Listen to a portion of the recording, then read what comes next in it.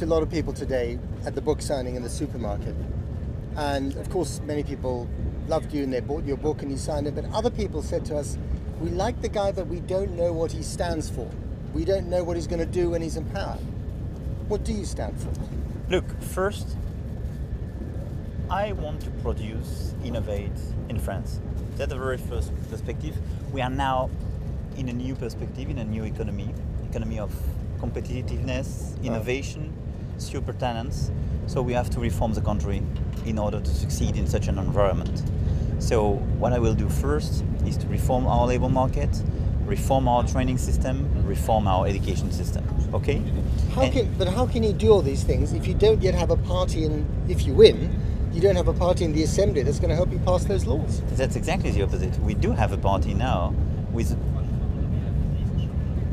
more than 180,000 people.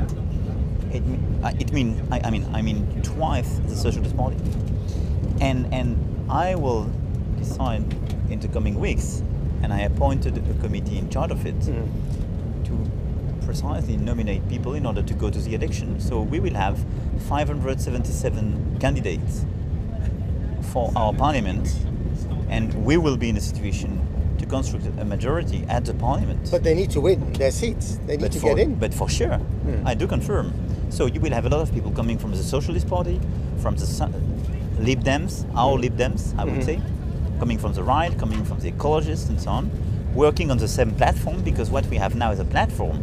But you know, there is this big debate in France about the program or not a program or project and so on. I don't believe at all in a program. Why? Because you describe 200 measures that you will implement if you are elected.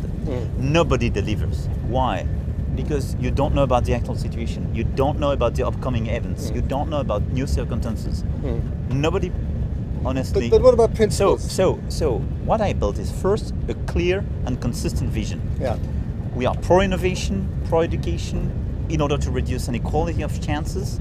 We are pro-Europe and pro-French secularism. That's a package. What about immigration? That's a package. What about immigration? About immigration in France, the program we defend is that first we want to better control it. We are for integration of people, because the key question is not new migration, it's about integration. And as for refugees, which is a totally different question, we want to respect our values, which is to host refugees when they arrive. So that's a very pragmatic approach, what we call the progressist approach, because our people are progressive people coming from the left, the right, and the middle, and civil society. And we build this vision, we build a project. My book is a project. And afterwards, I describe measures by measures in order to be consistent with this project, the details of such a program. So we do have it on labor market, on agriculture and environment and so on. So we are delivering that, and I will catch everything in a nutshell in a few pages at the end of this month. Okay, your book is called Revolution. Yeah. You don't look like a revolutionary. You know, you worked for Rothschild's bank before, you were a financier, you were economics minister, you were briefly a member of the Socialist Party. You're not a revolutionary, are you? No, but normal people now has to deliver a new revolution, a democratic revolution. I don't claim to be a revolutionary as a French sans-culotte, You're not Robespierre. or somebody claiming, yes, and I have to say Mr. Mélenchon as well, you know. Yeah. He was a socialist senator when I was a child, so I'm sorry to say that, but nobody is actually somebody in charge of a revolution in this country. That's pure bullshit. But what's important, why I call it revolution? Because we are living a revolution, de facto. But it's to the right more than to the left, or to the centre. It's certainly not a revolution. No, we are living for the centre. All of us. Your country lived a revolution. I mean, but it headed in the wrong direction as far as you're concerned. As far as I'm concerned, but my point is that we are in a period of radical changes. When you look at terrorism, migration, digital, environment, it's all about revolution. It's all about big and radical changes.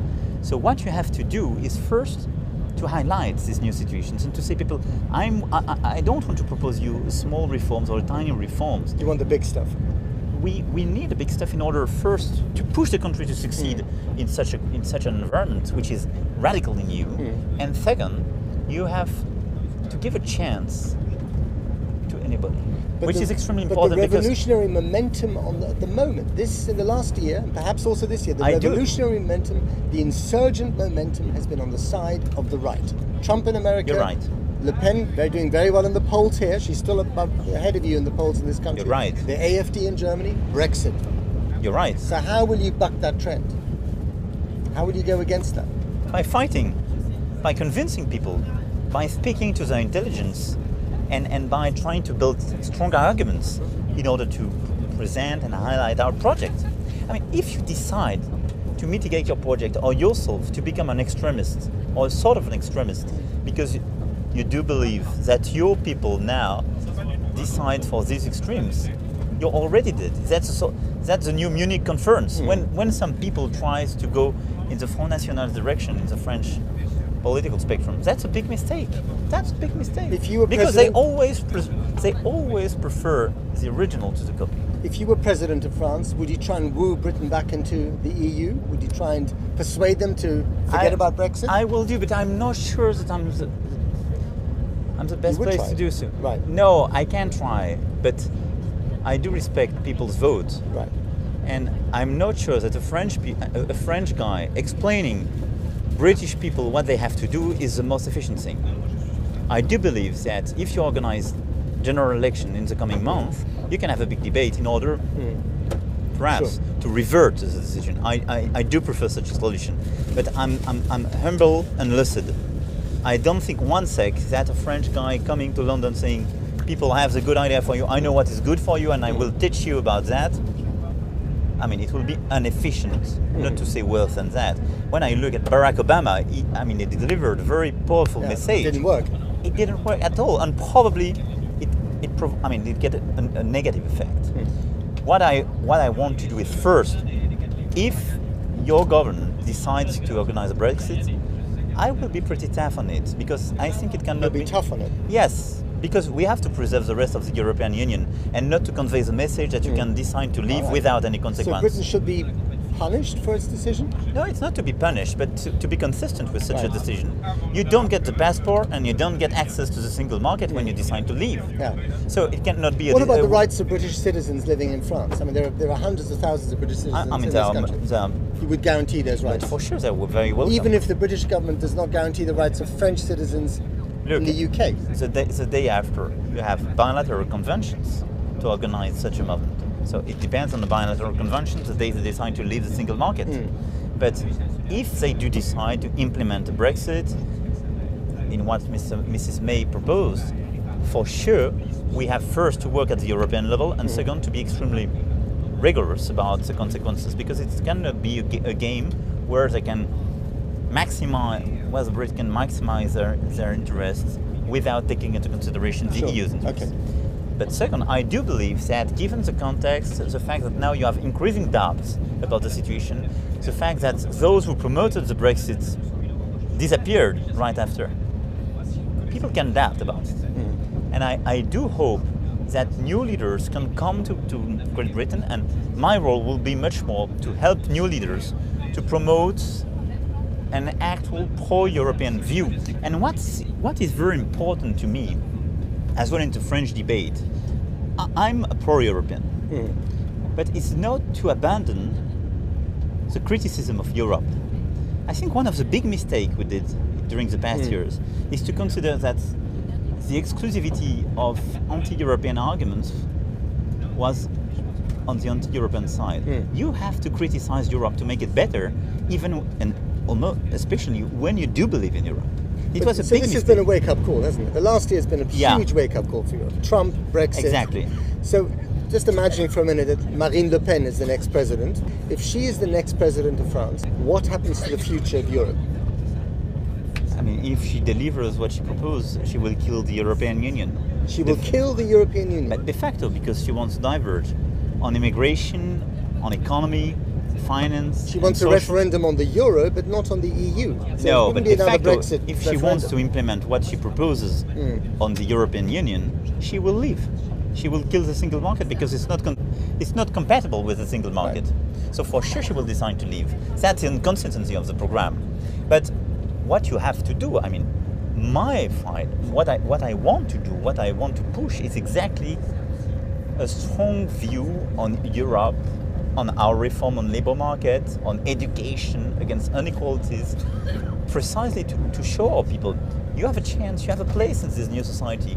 We have to succeed in this new environment, and Europe is part of the solution. And you want to see more Europe? You want to see Europe become more united? I want to see Europe becoming more united. But not the United States of Europe? More powerful at 27 tomorrow, or 28 today, especially on digital and environment. And I want for the Eurozone a much more integrated Eurozone functioning, because we need more integration, we need more investment, we need a new budget stimulus at the Eurozone level. So we need to rearticulate responsibility and solidarity. And today's a big problem is that Europe has a very negative policy mix from an economic point of view. But what about Schengen? Would you keep Schengen going? No, I think we have to improve Schengen. So you would kill Schengen? No, I don't. Improving something is not to killing it. Yeah. But would you suspend it while you're trying to improve it? No, I don't want to suspend it. I think Schengen is foreign frontiers, okay, and you can intervene whenever you want inside these frontiers in order to protect your people. But it's not national boundaries, which is totally different. So I think Schengen is a good system if you precisely implement an actual and efficient organization to have your own safeguards and policemen at these frontiers. So what I want to do is to increase our efforts to create thousands of jobs of policemen depending on Schengen's area in order to control at these frontiers, and especially Italy and Greece, about the arrival of new people. So I want to be very strict on it, but I don't want to kill Schengen, because the day after we will restore national boundaries, which is totally inefficient vis-a-vis migration and terrorist attacks. Okay, two more questions. There are a lot of rumors on the internet. You know, we know that cyber hackers have intervened in various elections. Are you worried about interference from outside, especially from Russian hackers? I do, because I do experience these attacks. Every day I have dozens of attacks coming from these countries. Are any of them true about your private life? Sorry? Are any of the attacks true? No, nothing was true, but they attacked my website first. So cyber attack coming from Ukraine and Russia. So it exists. Second, they are part of those who conveyed crazy rumors about my life and so on. They claimed that I was homosexual, which is not a shame in itself. But I am married and I love my wife. So honestly, it's not pleasant for my wife and myself. But that's what they want to push. And they interfere. Why do they want to push that rumor? French society doesn't care about these things that much. Why would they want to do that? I think because they want to push a message that I'm a liar. I have a double life. That's a motto. That's what they want to push. And they push. You don't? No, I'm sorry for that. I'm sorry for that. It's not typically a French politician life, but I'm probably not a typical French politician. So I don't have a double life. I'm sorry for that. But if you look at the cover of Paris Match and various other journals, the picture that you see more often than not is you and your wife, who is famously 24 years older than you. 24 or 25? 24. 24, okay. So can your message, your very nuanced message, go beyond that image? Because that is the image that a lot of ordinary French people have in their mind. I thought first that you don't choose to get this image. Why are you at the front page of this magazine? Because they sell with this image. I'm lucid. Does that bother you? Does it bother you? The day, for sure. But why? Because they sell with you. I mean, it's not a philanthropic approach, or they are not defending my own party. It's just they want to sell their paper. I'm sorry, but that's it. So I don't want to be the victim of such a system. I don't blame it, but it also makes you better known, doesn't it? Yes, for sure. But I think you have different channels. Yeah. You are the way to be known by people on this kind of magazines. You have the way to convey your ideas, your principles, your view, which is the best way is definitely a book. And you have the way to convey your ideas on specific topics, your projects. And that's what you can do with media, with radio, with interviews and so on. What is your headline, your election slogan in one line, apart from En Marche? France is a chance. France is a chance. It even rhymes. Thank you very much.